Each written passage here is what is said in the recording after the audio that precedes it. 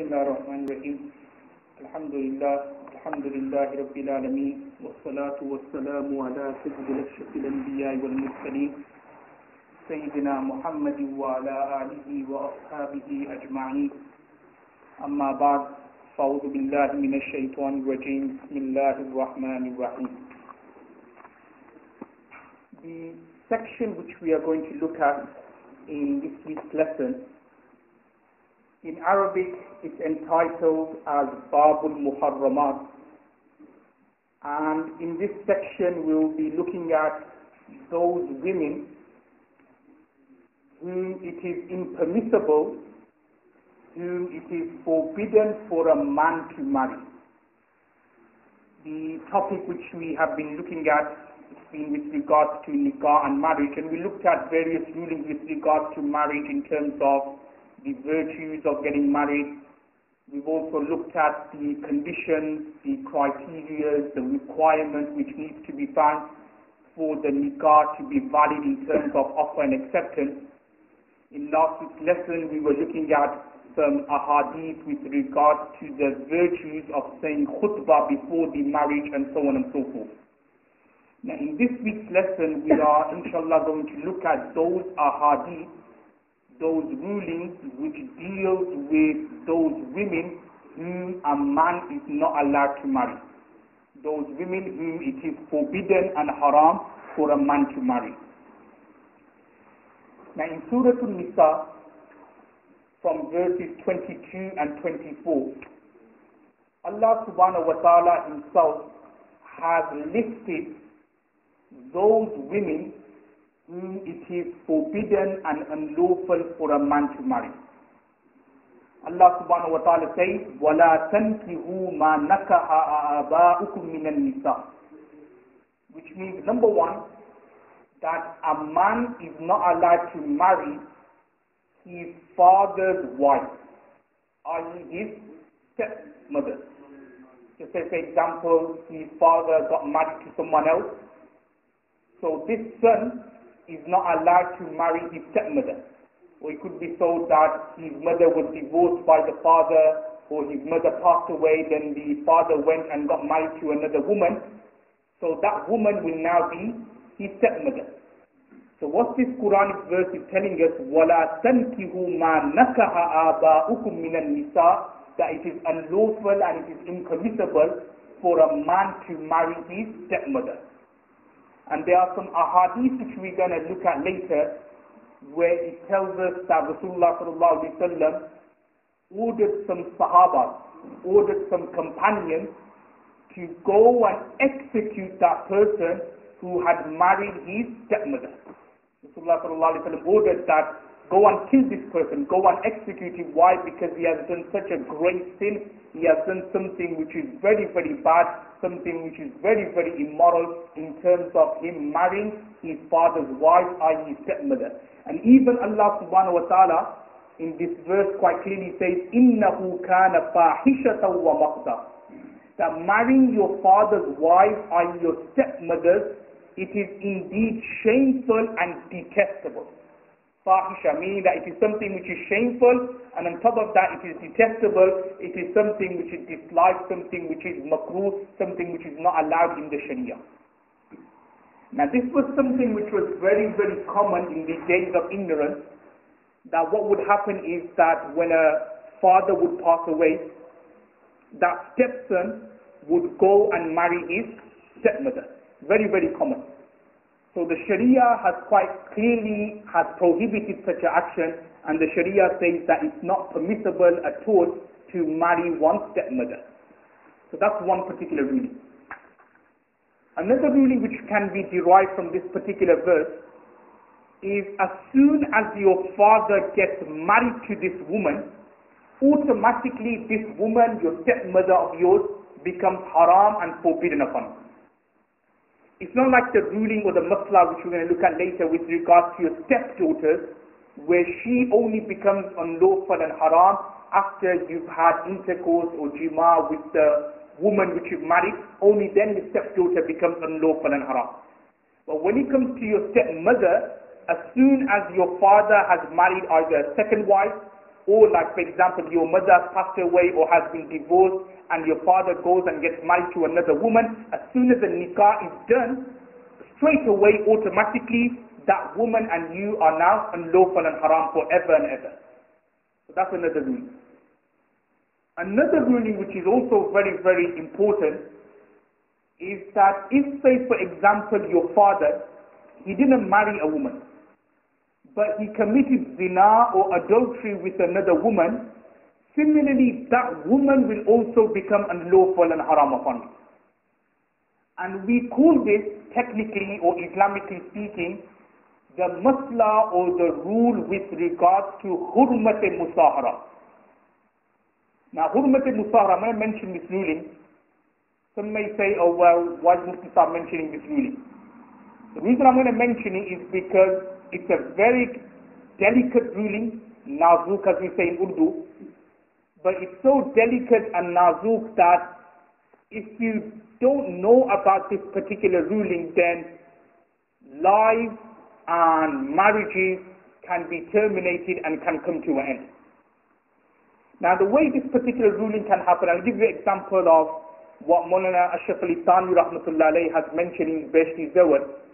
A scenario could be like, for example, it's very common in particular in our Asian families, in our Asian cultures, that whenever a boy and a girl gets married, it's very common that sometimes the boy, the groom, he touches his mother-in-law.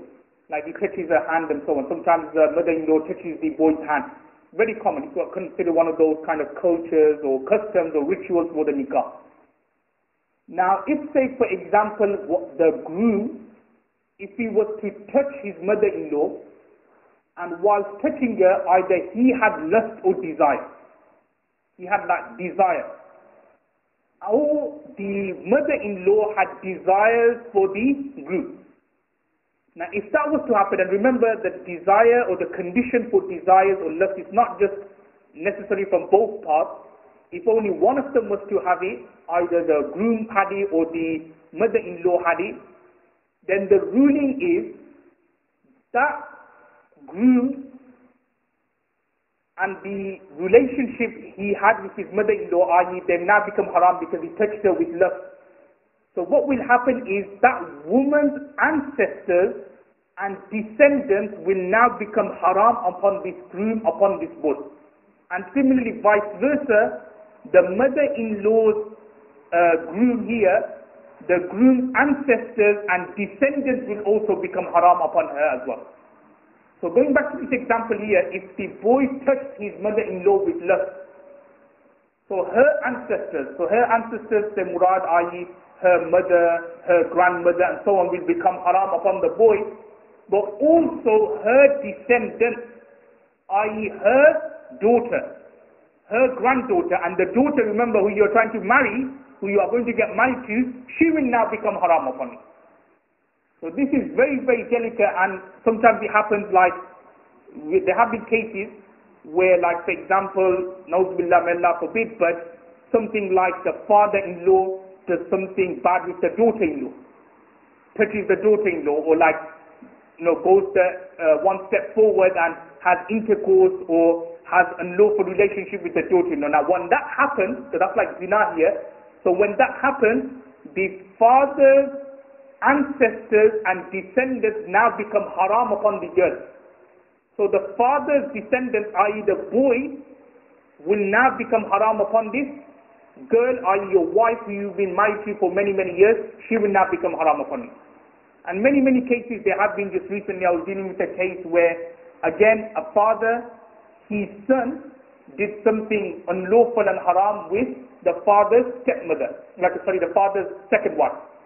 So again, when that happens, then the wife and the father will now become haram upon each other. So this is known as hurmat-e-musahara, very, very delicate ruling. Sometimes, these things which we don't really look at, but the consequences are very, very severe.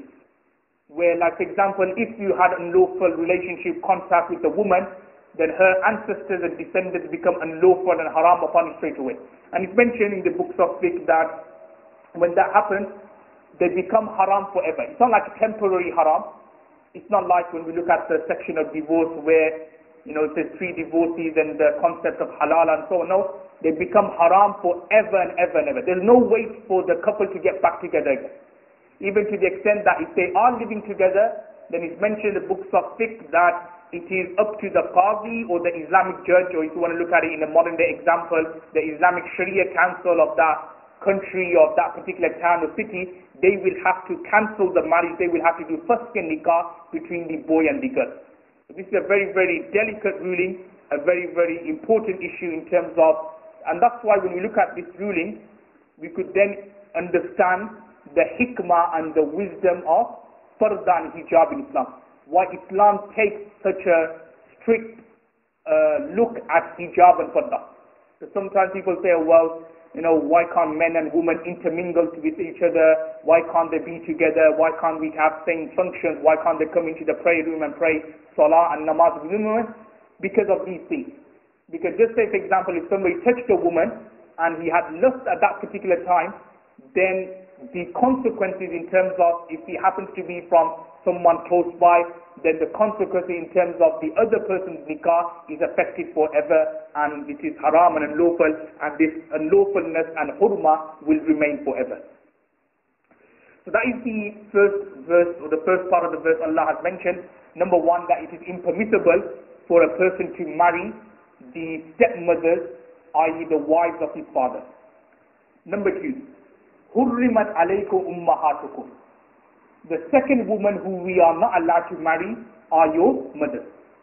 And when we say your mothers here, it means your mothers and her ancestors are your grandmother, your great-great-grandmother, whether it's from your paternal side or your maternal side.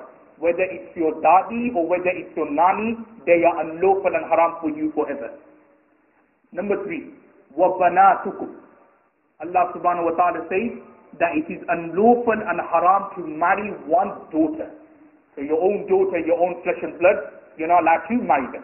And similarly, their ancestors, their descendants are your great-granddaughter, great-great-granddaughter and so on. It is unlawful and haram to marry them. Thereafter, with Allah subhanahu wa ta'ala says, وَأَخَوَاتُكُمْ, that it is unlawful and haram to marry your sisters. So it's unlawful and haram to marry your sisters. And sisters here means whether it's your real sister, i.e. your flesh and blood in terms of her mother and father are also your mother and father. Similarly, it is also unlawful and haram to marry your half-sister, your step-sister, irrespective whether you and her, the mother may be the same and the father different, or the fathers may be the same but the mother is different. You can have a scenario where you got a half-sister, where you and your mother, like your mother and her mother are the same, but the fathers are different. I.e., for example, your mother either got divorced or was a widow, she then married someone else, and then she had another sister or a woman, a girl, a daughter. So even though the mothers are the same, but the fathers are different, even then, you two are still unlawful and haram. Or whether it's the fathers are the same, but the mother is different. In terms of your father goes and marries someone else, a second wife, then just say through their union they have a daughter, so that particular daughter will be your half-sister, your step-sister. She will also be unlawful and haram upon you. Thereafter with Allah says, وَعَمَّاتُكُمْ, your auntie, your paternal aunt, your pupi, they are also unlawful and haram upon you. So again, your paternal aunt, your pupi, she is also unlawful and haram. Thereafter with Allah subhanahu wa ta'ala says, وَخَالَاتُكُمْ, your maternal aunt, your khala, your mum's sister, she is also unlawful and haram upon you. Thereafter with Allah subhanahu wa ta'ala says, وَبَنَاتُ الْأَخْ وَبَنَاتُ الْأُخْتِ, i.e. the daughters of your brother, i.e. your batiji, your niece, وَبَنَاتُ الْأُخْتِ, and daughters of your sisters, i.e. your banji, your sister's daughter, they are also unlawful and haram upon you. So what we can derive is like your nieces, they are also unlawful and haram, whether they are from your brother's side or whether they are from your sister's side, it is also unlawful and haram for you to marry them. Thereafter what Allah subhanahu wa ta'ala says, وَأُمَّهَاتُكُمُ اللَّاتِي أَرْضَعْنَكُمْ, and similarly those mothers who have breastfed you, who have suckled you, they are also unlawful and haram upon you.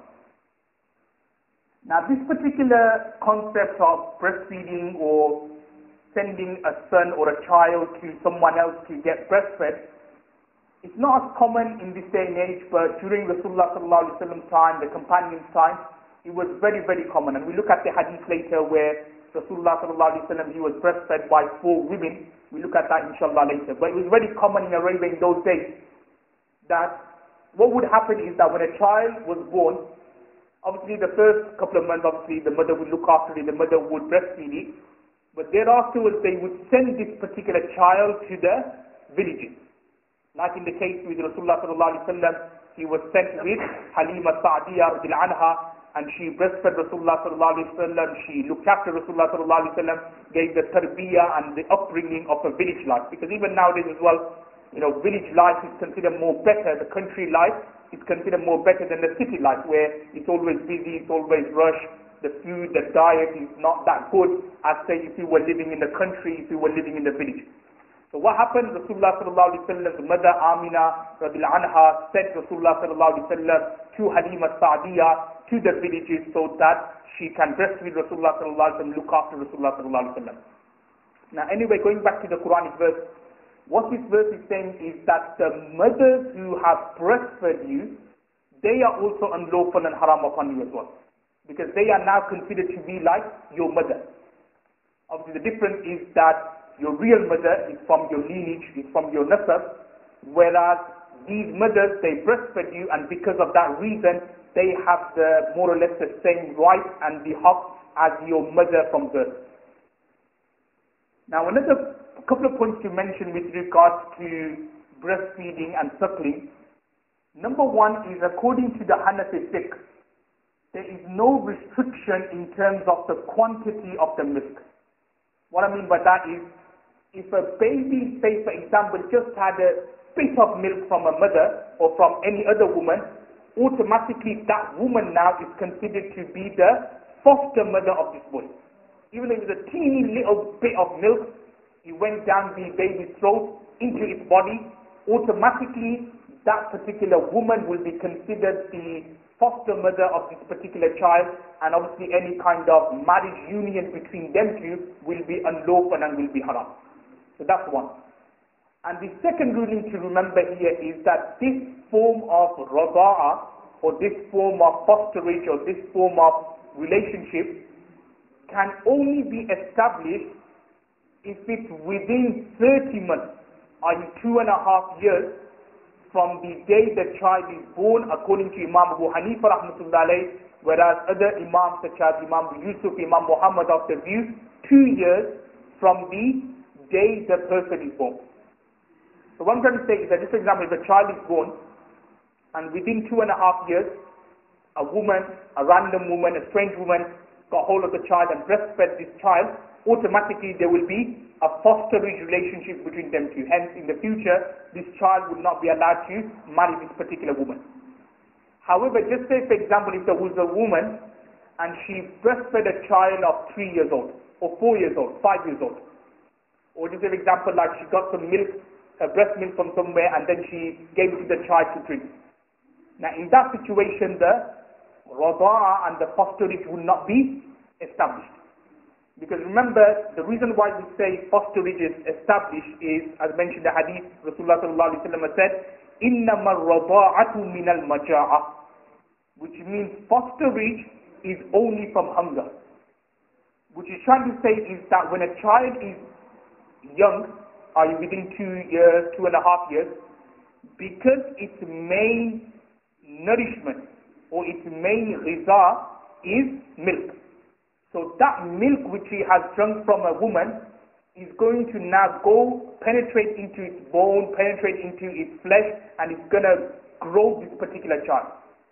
Whereas when a child is 4 years old, 5 years old, 6 years old, milk isn't the main food and the main nourishment for this child. The child is now eating solid, is now eating fish, is now eating chips, is now eating chawal, is now eating roti and so on.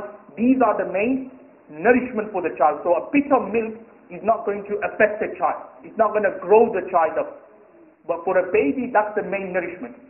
So therefore the jurists, the scholars have said that within 2 years, within 2.5 years, if a baby was to drink milk, then that establishes fosterage. Hence, that relationship between this woman and this particular child will be unlawful and haram.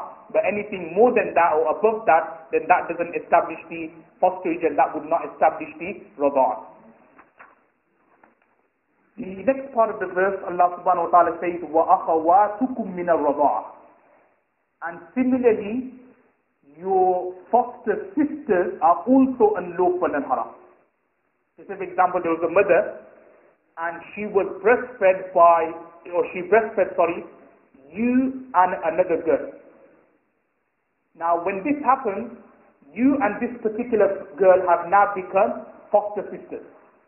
And the same way it's unlawful and haram for you to marry your own sisters, it is equally impermissible and unlawful for you to now marry your foster sister. So that's what Allah says, وَأَخَوَاتُكُم مِّنَ الرَّضَاعَةِ. Thereafterwards, Allah subhanahu wa ta'ala says, وَأُمَّهَاتُ نِسَائِكُمْ. That your mother-in-laws, وَأُمَّهَاتُ نِسَائِكُمْ, they are also unlawful and haram upon you. So now remember, mother-in-laws here is similar to what I mentioned with regards to your stepmother. As soon as you marry your wife, as soon as you get married to her, this woman, automatically her mother or your mother-in-law will now become unlawful and haram upon you. Even though there may have been no intercourse, it doesn't matter. As soon as you get married, as soon as you say ijab and qabul, as soon as you accept the nikah, automatically her mother is haram upon you. So just say, for example, if you got married to this particular woman and straight away you divorced her, even then you will not be allowed to marry her mother or your mother-in-law. So this is what Allah says, وَأُمَّهَاتُ نِسَائِكُمْ. Then the verse goes on to say, وَرَبَائِبُكُمُ اللَّاتِي فِي حُجُورِكُم مِّن نِّسَائِكُمُ اللَّاتِي دَخَلْتُم بِهِنَّ. Which means that your stepdaughters who are under your care, if you've had intercourse with their mothers, they are also unlawful and haram upon you. Now this is a slight kind of distinction between the rulings which are mentioned above and here. Because what I mentioned above is when it comes to your stepmother and your mother-in-law, is as soon as you get married, then as soon as your father and his second wife gets married, then stepmother automatically becomes haram. Similarly, as soon as you get married to this particular girl, her mother automatically becomes unlawful and haram. Similarly here as well, not similarly, but slightly different here is that, just say for example you got married to a particular woman, and she has a daughter from a previous marriage. Now the ruling which Allah subhanahu wa ta'ala is saying here is, if you were to get married to this particular woman, and then you had intercourse with her, only then her daughter from a previous marriage will be unlawful and haram. Allah says, Allati dakhaltum bihi, with whom which you have had intercourse with.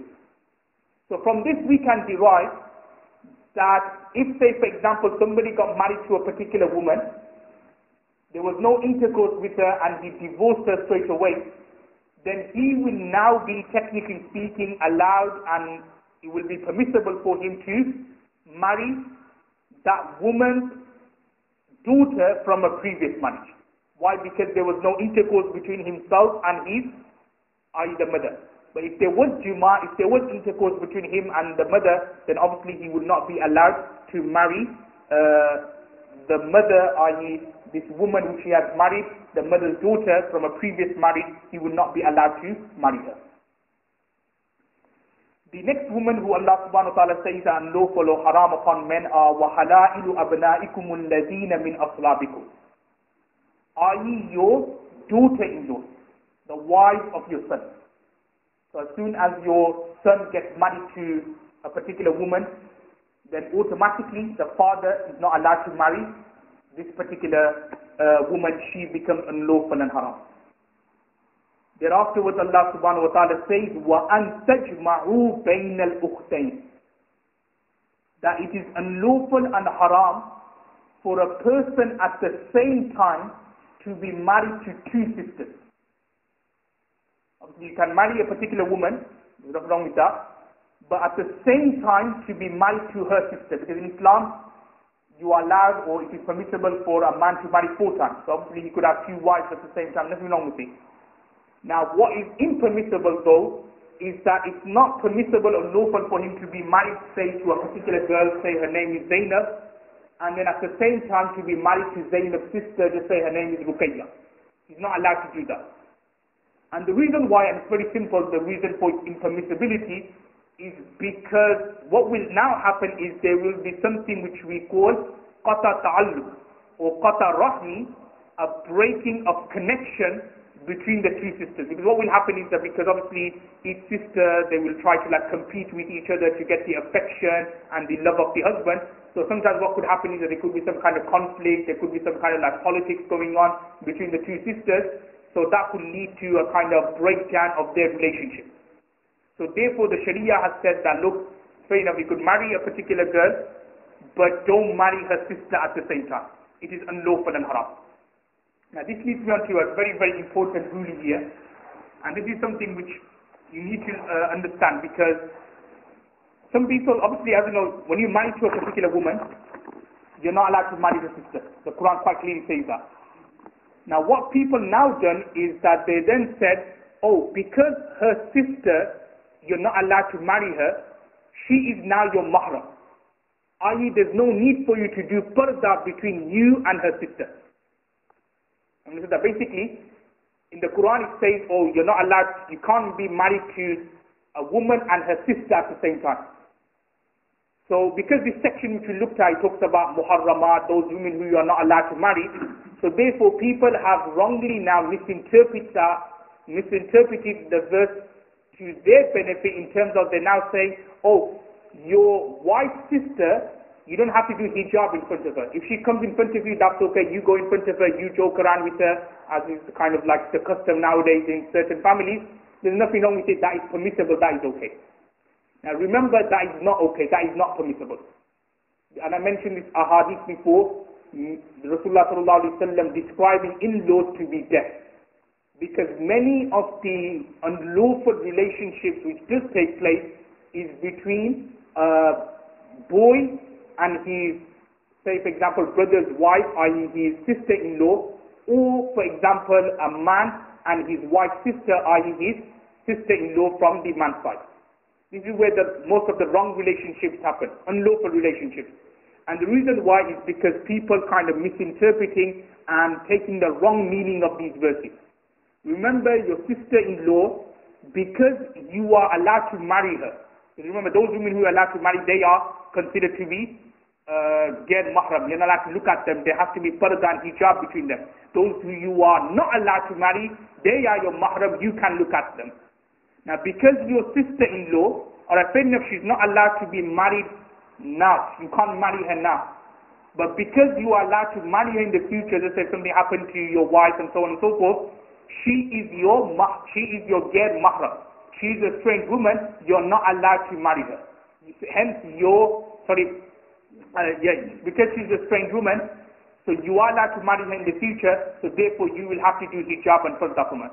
Because if you're going to use that particular wisdom and hikmah, then, or logic, what's going to happen is that then you could say, oh well, that person's wife, I could look at her, because I'm not allowed to marry her now, so therefore I could look at her.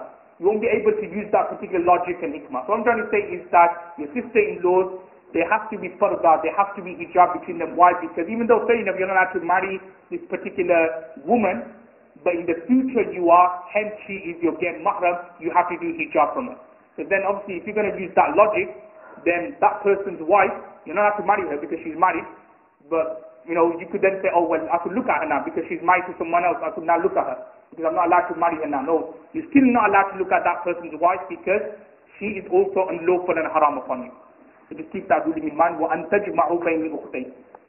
And then afterwards Allah subhanahu wa ta'ala then goes on to say, وَالْمُحْصَنَاتُ مِنَ النِّسَاءِ, and similarly those women who are already bound in marriage, meaning those women who are already have been married before, not married before, who are already in nikah, then you're not allowed to marry them. Allah subhanahu wa ta'ala says, then afterwards Allah subhanahu wa ta'ala says, إِلَّا مَا مَلَكَتْ أَيْمَانُكُمْ, except slave girls.